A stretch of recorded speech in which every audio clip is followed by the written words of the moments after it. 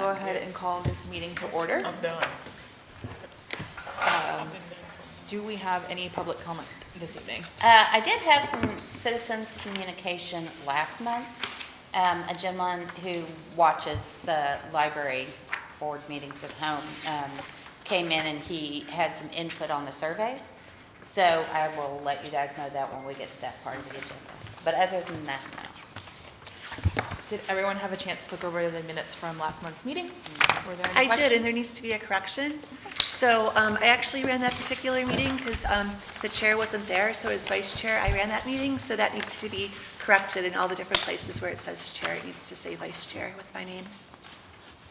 I think I already corrected it, but it's been so long since we, Yeah, I this think is the old, so I think I went in and corrected it. Oh, okay, so But then I'll what this... double check. Okay, thank you, yeah, because this one still shows it. Yeah, Then do we have a motion to approve the minutes? I make a motion that we approve the minutes from last month. And a second? I second. Minutes approved. And that will take us to the Friends of the Pflugerville Library report. I have a long one. Get ready. Hello, Library Board. I'm Kim Reese. I'm the treasurer of the Friends of the Pflugerville Library. And we've got kind of a long report because we haven't really had a chance to update you guys for a while. So I'm just going to read this off. A brief general finance statement, recent activities that might impact it. Here are the highlights since September. LibCon, the friends were at the LibCon, LibraryCon 24. We ran a 3-table book sale of selected comics, manga, graphic novels, and media. The event was very successful, netting about 75% of what we'd see during one of our lower income regular book sales. We had really good sales at LibCon. We even had a new member join during the event. Then the book sale, the final book sale of 2024, was held in early November, and it was also very successful. We had a half a dozen new volunteers participating, which is quite exciting from a nonprofit standpoint. We're very excited about all the new volunteers coming on board. We're getting emails every day and requests every day, which is great. An interesting tidbit was that this sale was almost split evenly between cash and credit card transactions. Usually, it used to be lean quite heavily towards cash. Now, the credit card seems to be catching up quite a bit. Giving Tuesday, the Friends put out a call for giving back during Giving Tuesday this year. We had a small but impactful set of contributions. And then general finances, we're ending the year strong, outpacing our budgeted income by a very large margin and keeping our expenditures beneath that income level. Yeah, we had a very good budget session. Recent activities. September 24th, the Friends assisted Tiara, that was me actually, Tiara and I, with outreach at Pflugerville Elementary, and we're looking forward to doing more of the outreach events to support the library. We've been doing the literacy nights, and I've done a couple of them now. They're great. November 4th, the first Board Books for Babies session was held off-site at River Oaks Elementary. This was the program that we attempted to get a grant for earlier in the year, and when that didn't come through, we decided to fund it directly. Carmen ran this Spanish-English session, and it was very well attended. The families appeared happy to get the bag with board books, an interactive toy, and instructional sheets. The first Vietnamese session was held this past Sunday, and we can see that we will need to find more outreach channels. And then the first English session, completed a few hours ago by someone in the audience, and we'll likely have some comments on it in January. We had some changes to our membership policies. We officially made the change from a yearly membership to an annual membership. The distinction is slight but meaningful. Instead of being a member for 2025, we now have all the tools in place to track users precisely and individually so that a member can renew at their pace and get a full year of benefits, so that the day that you pay, your membership is good for 12 months from that day forward. It's on a rolling basis, and we'll be able to do renewal appeals on a rolling basis monthly. Members that would have their renewal within the remaining time, their renewal end within the remaining time in 2024 will have their expiration set to the last day of 2024. This was mostly to make sure everyone got their 5 free books at the last book sale. Elections. The Friends elected new officers during the November meeting. The treasurer and secretary roles will continue to be held by the existing officers. President and vice president roles will be filled by Aaron Millis and Kristen Ellisor for 2025. We are still currently seeking an outreach coordinator, someone to help manage and also continue to collect people who are interested in volunteering. So we're looking for anyone interested in being a coordinator for outreach activities and are seeing some responses. If you know anyone interested, please have them reach out to us. Upcoming activities, the book sale, the first book sale of 2025 is slated for January 23rd, right here at the library. And then we do have some sad news, which you may or may not have been aware of. The Friends, the library, and Pflugerville lost one of our champions in early November, and that was Audrey Deering, who was a founding member of the Friends and instrumental in getting us the library and having the Friends get the library. Her contributions to our community cannot be overstated, and something we should all try to emulate. Audrey will be missed. We are starting an effort to properly recognize her contribution, and we'll have more details on that in coming meetings. And then, oh, that's fine. I'm so sorry. No worries, no worries. Our next Friends Board meeting is in January, on Tuesday, January 21st at 4 p.m. here at the library. We'll be seeing all of you the week before for your board meeting, and as always, our meetings are open to all Friends members. And then lastly, thank you for allowing me to give you this report, and are there any questions, concerns, or communications you'd like me to relay to the Friends? If you need any help facilitating outreach at Brook Hollow Elementary, right down the road, I used to substitute there. Okay, great. So I'm pretty good friends with Miss Harris. So if you email me or call me, I can hook us up over there. Okay, great. Awesome, thank you. Yeah. When for the book sales, when you're taking the credit cards, is there any charge on the back end for processing those that we're having to eat? Yeah, we generally use Square as our processor, our payment processor, and there are fees associated with Square. There are also fees with PayPal, which is another payment processor that we use. We do all of our books on QuickBooks right now, and we're looking at, they just rolling out a payment processing feature as well. And the fees are actually pretty competitive to probably a little bit less than what we're paying with Square. So we had some talk about possibly looking at that. But we'll have all the equipment for Square, so we're not really in a great big hurry to jettison all of that to go to another system. So, but yeah, definitely. Any other questions? Thank you for your report. Thank you. And next up is our student liaison reports. Jade, do you have anything to share with us? So at our school, we will be having a Christmas event. So it's like a fundraising event. So it's like Adopt a Child. Are you guys familiar with that? Okay. So it's like where we take like an elementary school kid and they come to the high school and we just kind of like hang out with them. And what we do is like we give them presents and try to fundraise for the teachers to give them presents. You know, we're having that next Wednesday. Good. Mm-hmm. Everything going well with your library? Yeah. How does that work with the library access? Are there certain hours that you can go to the library? It's like some hours we can't, but like it's usually like open like all day, like at school. Okay, so you just have to either have like a study hall or go before or after school? Yes, you have to have a pass for teachers. Okay.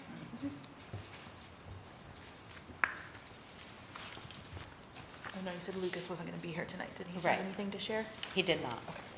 Any other questions? Thank you, Jade. And our library director report. Okay, so I have two reports, two sets of stats, and it's still early, but they're looking pretty good. They're slow and steady. We had some interesting programs in October and in November.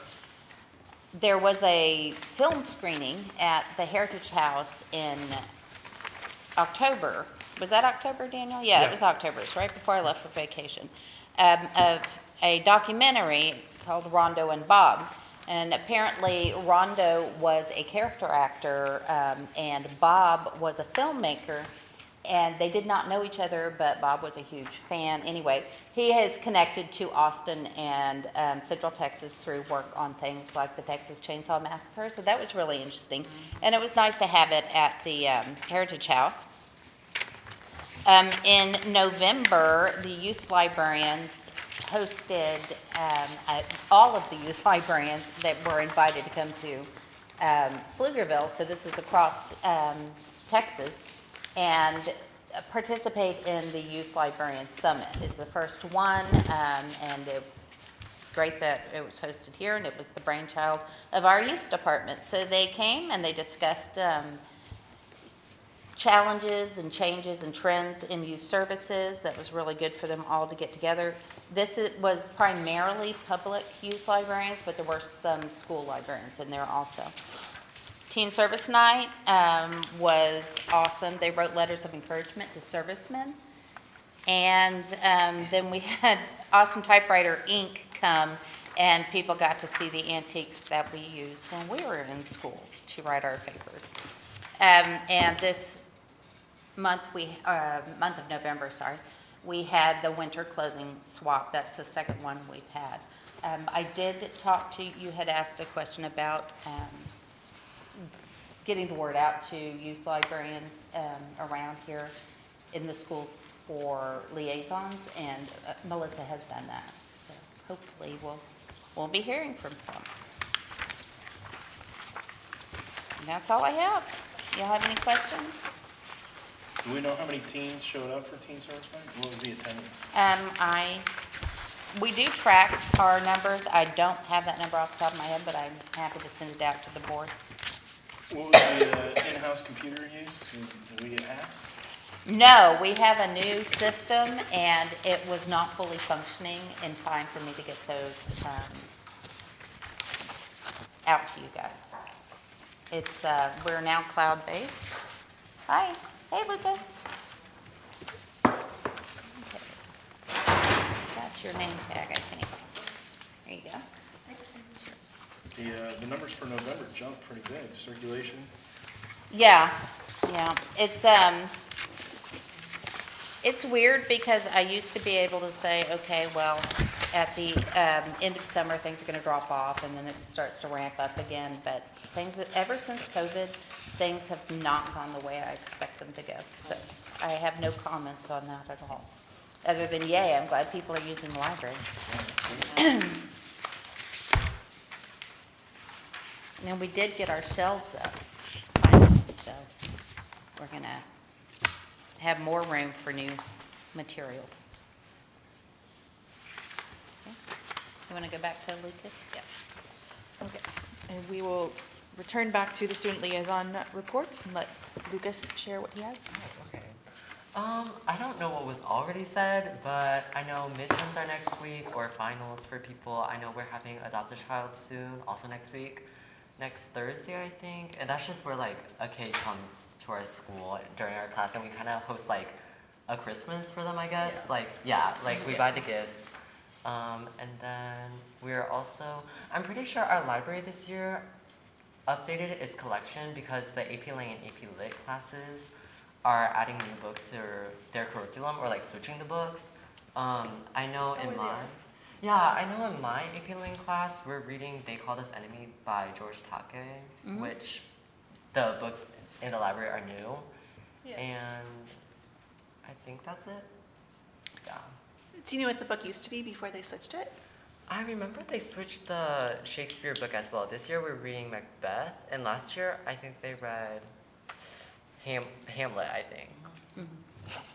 But I'm not sure. I did too. Okay, thank you. Got one more question. Yes. Is Lisa Troggett, is she from Pflugerville? She was here at the library? Like, it's like crazy because Oh, I just saw this book in Barnes & Noble, and my son and She his was girlfriend here, just came back from Massachusetts. I wanna checking say- out all the witch stuff. I want to say she is from Pflugerville, but I can double check on that. They have, we have a lot of authors in Pflugerville, if y'all aren't aware. We also have a very small local authors collection, both in print and online. So. Do you guys ever get authors, like seminars at your school? Maybe, I don't think so. Yeah, no. We have, I don't think I've ever heard that at our school before. Right. Is that something you guys think you'd be interested in? Maybe, Yeah. yeah. I'm gonna try new things, so. Like how would that work? I don't know, I don't know, maybe an author would show up at your school and do a seminar on becoming an author or writer, because I mean, Yeah, I think people would be interested in that. yeah. Especially in your literature. it's, most people, I mean, like, it's a job that nobody, like, shoots for anymore, it just kind of happens, like, I want to write a book.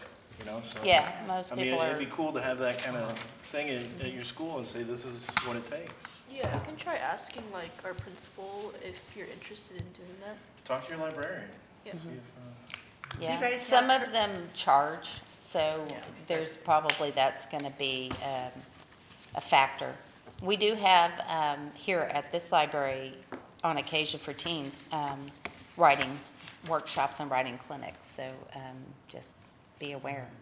We did have one with Austin Bat Cave this past month. Yeah, And Austin Bat Cave is a nonprofit, so they kind of try to focus on access. So if that is something that y'all's librarian is interested in, maybe y'all could reach out to Austin Bat Cave, because I know they're connected to like local authors, and they have teachers who like work for them, like both full and part-time and also contract, so. yeah. I think, Jade, you're on TAG, aren't you? Yeah, so you'll hear about these programs, I'm sure. Okay. so ask your librarian, because I've got another hookup. So my son's girlfriend just published her first book of poetry on Barnes & Noble. And yeah, they live in Fort Worth. We're going up there for a book release party. But anyway, I could probably get her down here for free. And she's an English teacher in Fort Worth, so Oh, wow. you know, double Yeah. bonus. Yeah. Oh, that would. Do you have a career day where the author can come to a career day? Yeah, that's Oh, cool. we do? I don't know if it already passed. They probably have multiple, I think, and it's like outside of school. Oh, okay.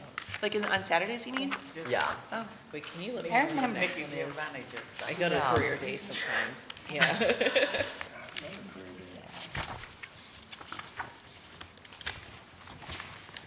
Okay. Okay, and that will take us into the marketing and outreach update from Tiara. Hi, all right, so, some general marketing and outreach updates. So I'm very excited to announce that I finally got my intern onboarded. Her name is Delaney, and she is mostly focusing on the social media side of my role. So she is gonna be helping out with like creating posts and things like that. She's already scheduled a few posts, which is very cool, because she's only really been working for me for like a week and a half. But I'm excited to have her help out, and also hopefully she'll gain some really valuable experience from it. We got her through the Texas Works program, so it's not necessarily like, well, she is an employee of the city, but it's like through a program through the state. And so they're the ones that like pay for her, and we also like work with the state. So it's an interesting program if anybody does government work that's not here. But I'm getting off topic.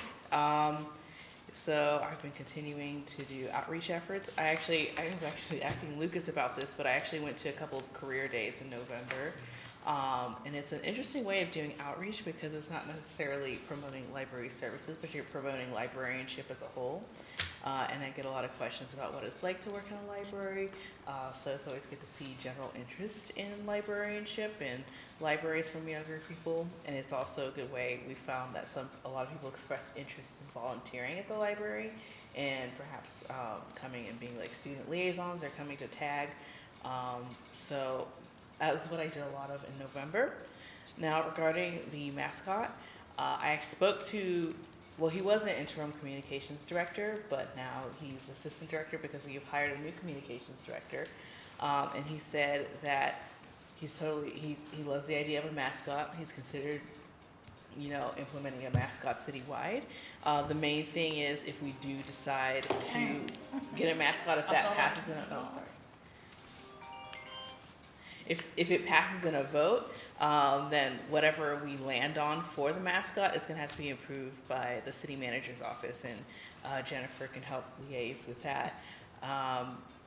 But yes, I know it's not on the agenda this time to vote on it, but maybe next time I can speak with our new communications director and our assistant communications director for more details with any questions you guys may have.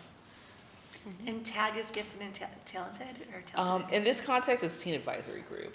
Oh, okay. Yeah, at the library. I know some programs call their gift and talent programs TAG, but this one's Teen Advisory Group. Okay, and then my other question was, where were the other career days? So I went to one in Harmony Science Academy, which is like just off of, it's kind of by the Wendy's, if you're familiar with that area. And then I went to one in Round Rock at a charter school in Round Rock. Both charter schools, it's interestingly enough. But I went to one in Round Rock that Carmen knows like a teacher there. So I went last year and I had a really good time. So when they asked me to come back, I said yes. So yeah, both charter schools, both high schools, blended high schools and middle schools. So they had middle school departments and high school departments, but older kids. Yeah. And I concur that working at the library is the best job, unless you're like the panda nanny at the zoo or something. Are there any other questions for Tiara before we move on? Okay, then I'll take us back to Jennifer and discussion regarding legislation affecting libraries. Okay, so there's a lot of legislation out there. I sent you guys a link to the Texas Library Association's bill tracker, which I think is a lot easier to use than the Texas Legislature Online. And of course, they're going to focus on libraries. So there's a lot in here that isn't going to affect us. It's going to affect junior college libraries, and that bill is the same one that was going through last legislative session, which just allows junior colleges to dispose of no longer needed items, when you weed your collection. So that's all that bill's about.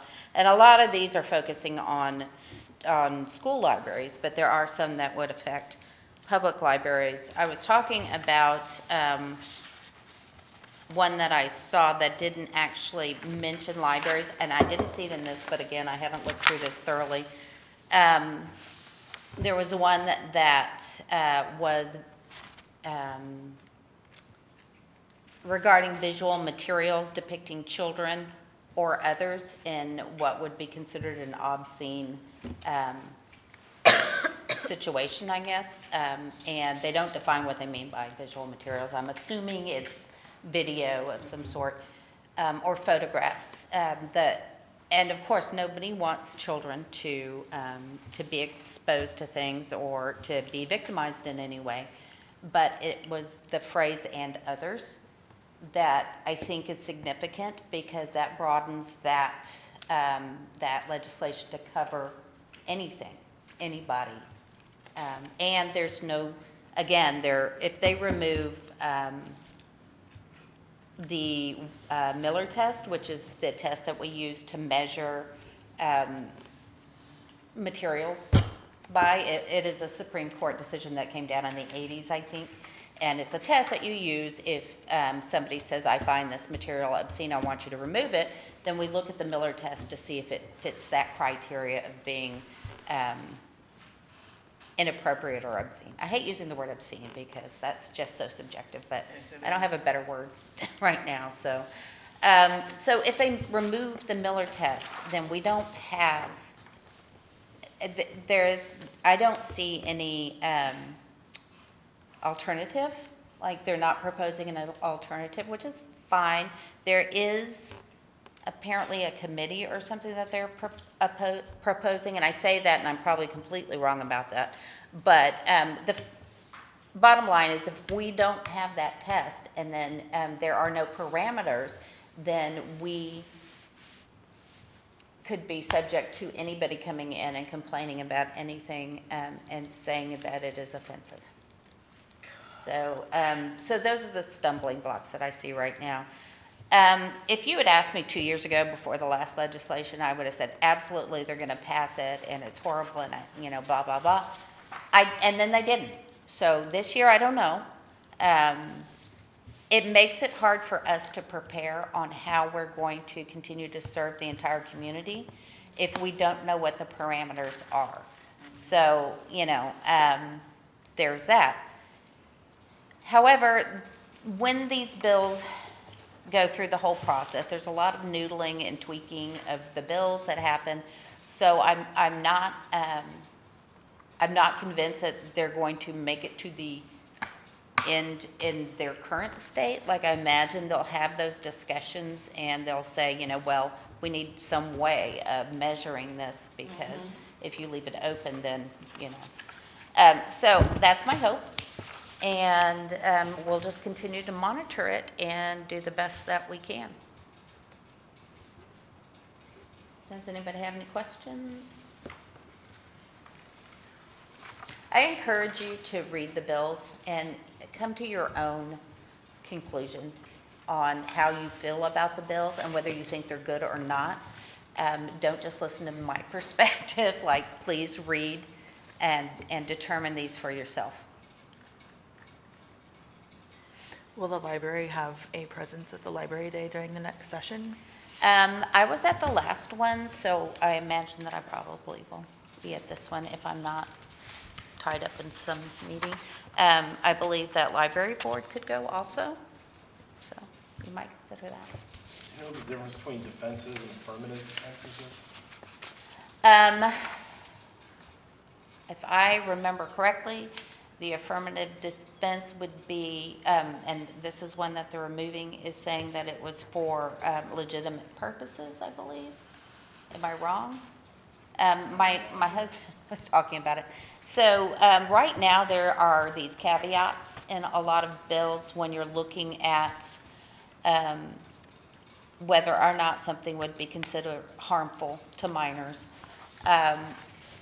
There are these caveats, like if it's being used for educational purposes, if it is being used by law enforcement or legal advisors or lawyers within, the context of their job, then that is allowable.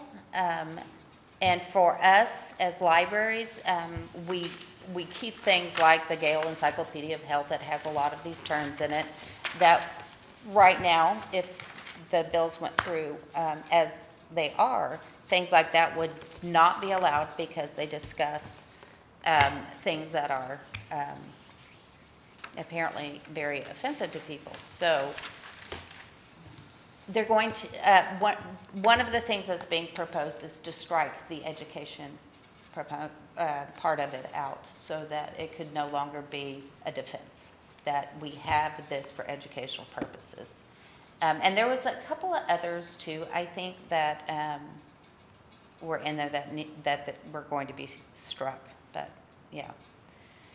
So, This law on relating to an exemption from certain requirements regarding diversity, equity, or inclusion, Texas is really into that particular thing. For me, it's just another way to abolish affirmative action. It's play on words, but that's really what it is. There are a lot of articles written from professors from the University of Texas where Governor Abbott closed the diversity centers for different groups. I don't know if any of you saw it, but for me, being a former HR director, to me, this is just a new way to get rid of affirmative action. So we have to stay on our toes because the majority of people don't understand the impact of affirmative action. And what's interesting to me, and I know I'm on a different subject that you may not be interested in, but I am, it's not published where most people will know about it, but the group that has so far been the most group that has been received affirmative action consideration is white females. And it's not published because of it becomes a political thing. So it's kind of kept quiet. But that was information that has not changed since affirmative action was implemented. So they're not letting you know who they think it's a certain group of people. It is not. Those are the people who are the most impacted positively from affirmative action. But this is just another way to get rid of it. But anyway. Yeah. In this particular one, they're talking about public institutions of higher education, so that could be the University of Texas. Yeah. Any organization that receives state funding. Right. Right. And there's some other things in here about about organizations or entities that are funded by any tax dollars. So that could include municipal, state, or federal tax dollars. But again, I encourage everybody to read it for themselves and draw your own conclusions. Yeah. And, you know, and everybody's opinion is valid, so Yes, don't amen. just think, well, she doesn't like it, so I don't like it. No, you make up your own mind. Right. Any other questions? It's not as bad as it seems, I promise. And that takes us to our last item for the evening, discuss and consider action regarding the library survey. Okay, so our public comment, our gentleman came in and he gave some good feedback on this that I've handed out to you is just the paper version of what we cut the survey down to in September. And on the second page, under how old are you or your child, he suggested that we make those check marks because you probably have more than one kid, or you may. And then on the next page, number 3,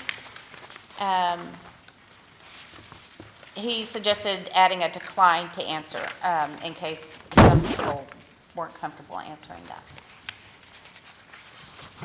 Seemed like a good suggestion. Yeah, he was lovely to talk to. I'm a little surprised when people say, oh, well, I saw the library board meeting, Erin. Because I'm like, really? How many people watch it? I don't know.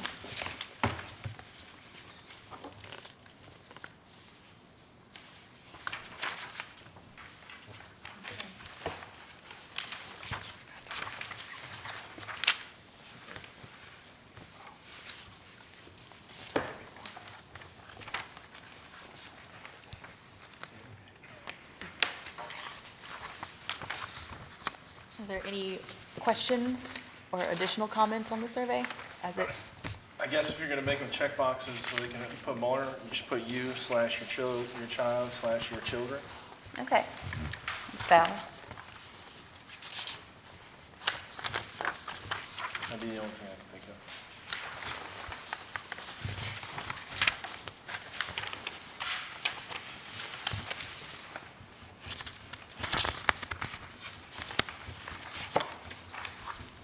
It looks good though, short, sweet. I like it. Okay. Okay, if y'all vote on it today, then I can get the survey out tomorrow, because it's already built. And I'll make those changes, and then we'll have it out, and we'll have print copies also. On 6, it says circle one, and everything else says to check, Okay? just to be consistent throughout.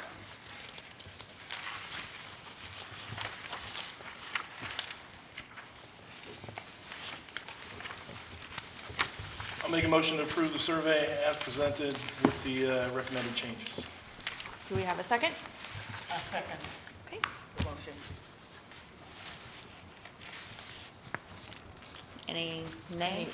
Oh, yeah. So, all those in favor of the survey with the recommended changes, say Aye. aye. Aye. All opposed? Okay, we are recommending the survey with those changes. All right. Thank you, guys. Do you know the date for legislative day? I do not. Okay. Off the top of my head. I'll make a point of sending out the date of the legislative day to y'all if you want to go to that. You're more than welcome to. It's interesting. I went to the last one with the Texans for the Right to Read group, and that was pretty interesting.